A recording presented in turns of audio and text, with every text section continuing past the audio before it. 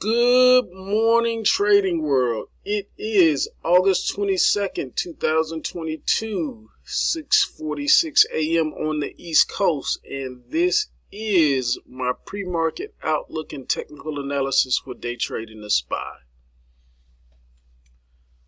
Well, it is no secret I was expecting a gap down going into today. However, I am expecting the gap down to max us out to the downside, so get ready for a pop up after the open. This pop could be pretty violent, so I will be repeating the game plan I had on Thursday. Once we hit recent lows on market strength after the open, I will roll a part of my positions out and down to lock in some profits and re-enter, hopefully around 421 or 425, depending on how far we overshoot coming into today on the reprieve that we get on the SPY. I will also do this on shorts that I have in Apple and the Qs as well. Now, welcome back to volatility for a spell. Volatility is going to mean some violent two-sided action before confirming a new trend direction. Whatever high we make over the next 2 days, divide the range into thirds and don't get ran over by playing in the middle third. The key part of human psyche to be aware of is that because of what we have been through, retail traders didn't take long to give up their stance on a bull market and buying the dips, so going down could be twice as fast this time. Also, I want to go back and read the numbers to Europe's CPI print. The U.S. massages the calculation every time for their benefit, but places like Germany and the UK don't.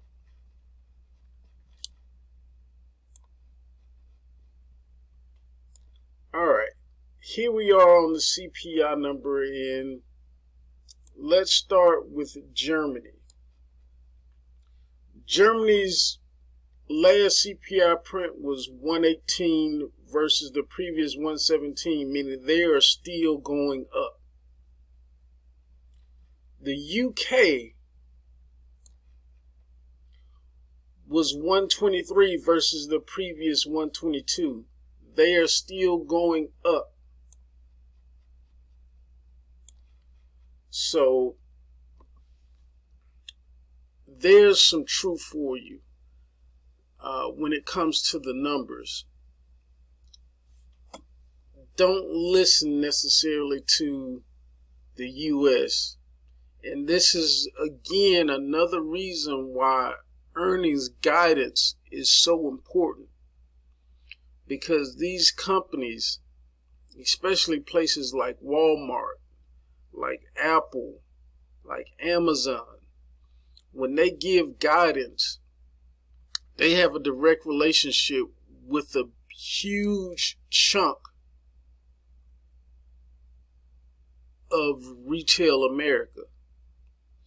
And so they can give you true numbers before the government has a chance to massage anything. So if they're telling you sales are down and this is happening and they're expecting this, it's with good reason.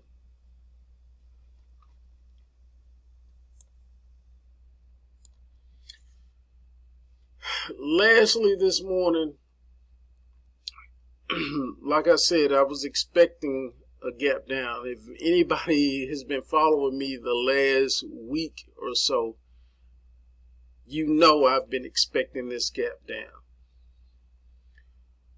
But if you didn't catch the wave Friday, don't panic and try to get short at the open. Stay calm and wait for the reprieve to happen. Don't just jump in trying to get heavy short.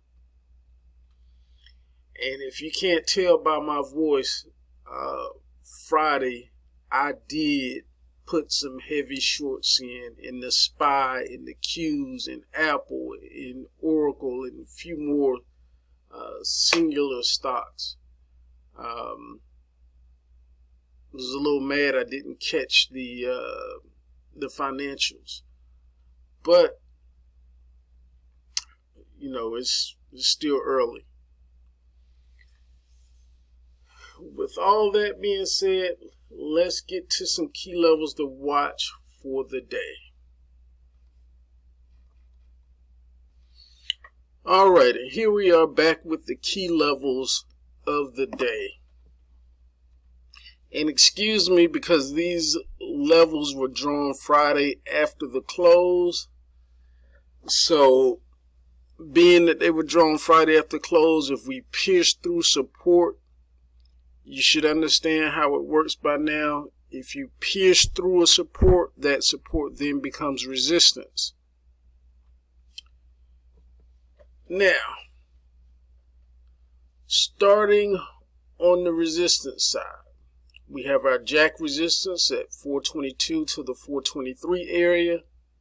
Our Queen resistance 424 to the 425 area. And our King resistance 426 to the 431 area. I am expecting a pop back up somewhere to at least this Jack support area. And possibly a little above. Now for the support side, our Jack support was 421 to the 420 area. This has now become a resistance. Our Queen support is 419 to the 418 area. And our King support is 417 to the 414 area. The main thesis for today is bearish, closing below the 422.14 with a projected target low of between 419 and 414. The alternate thesis is bullish, closing above the 422.14 with a projected target high of between 424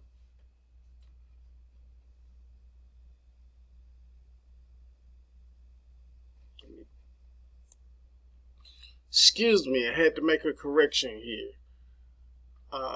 The projected high on the alternate thesis would be between 423 and 428. The current major channel we are in is back down.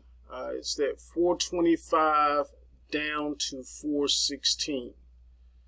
So there's going to be a lot of support down here at 416. Doesn't mean that we can't break it, but if we bounce, look for that bounce to kind of get started around that 416 area. Maybe a little bit below, but we may pierce through it a little bit, but it's like that rubber band being overstretched. When we overshoot, and then correct.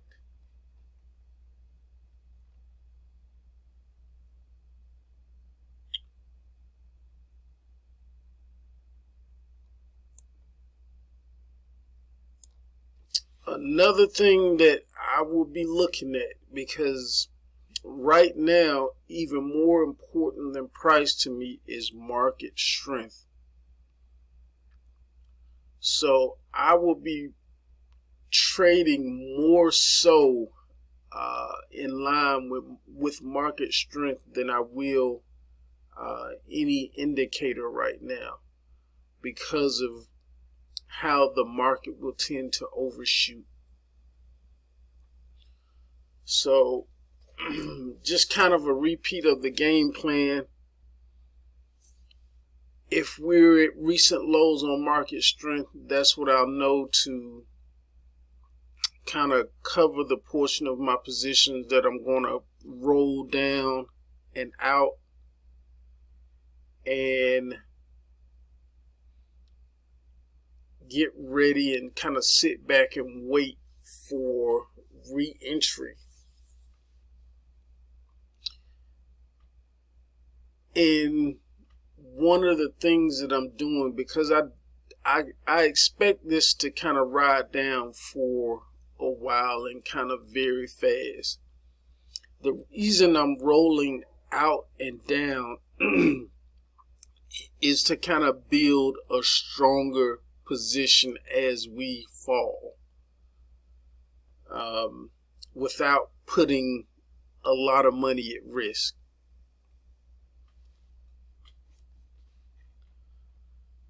So that's where we are. I guess from here we can get into our scenarios of the day. All right, here we are back with our scenarios of the day, and our first and most probable scenario is going to be our trend day down structure. Our trend day down is going to be a little awkward today. With most trend days, we open gap down and we start with a rally back toward the previous close. We usually find resistance on or before that previous close, represented by the blue line. And then we begin our downtrend. I usually say for the morning, but it'll be pretty much for the day, because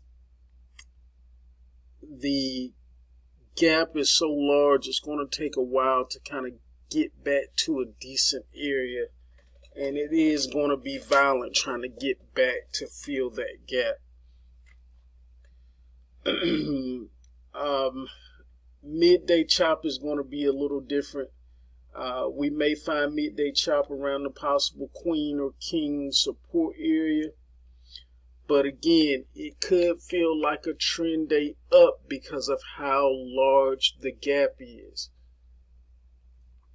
But until we get a reasonable close above the previous close, it is still a trend down day.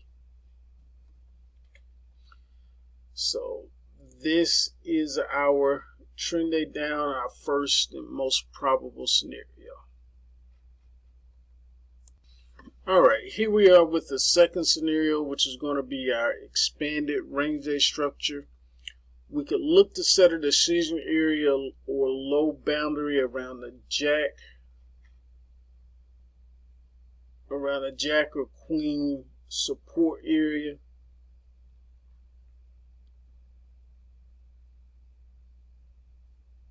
I'm sorry, I need to correct something. It should be jack or queen support area, but I have resistance area written out. Give me just a moment.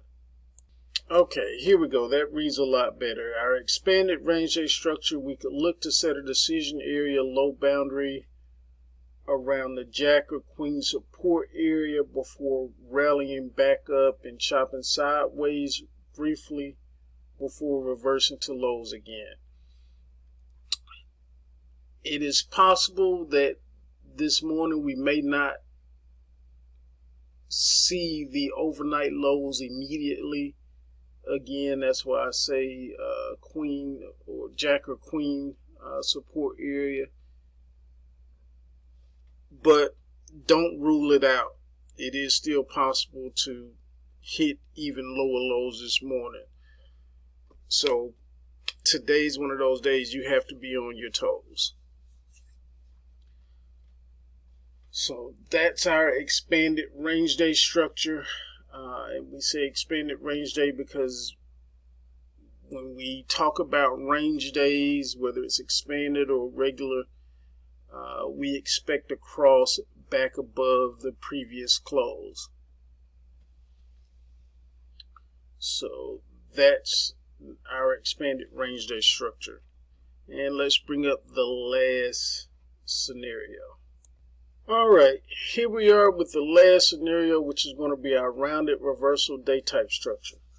We could get a continued push higher toward the jack or queen resistance area and find midday chop around either that queen or king resistance before spending the same energy we use going up to come back down the second half of the day. So this is how our rounded reversal day type structure could look.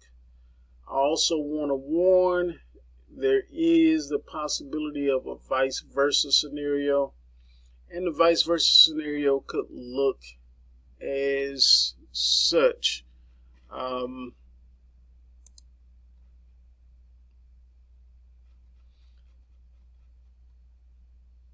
We could really dig in and kind of get a little lower, but it would look something like this, where we would have that swing down off of the cash open, revisiting the lows or the overnight lows and possibly pushing a little lower.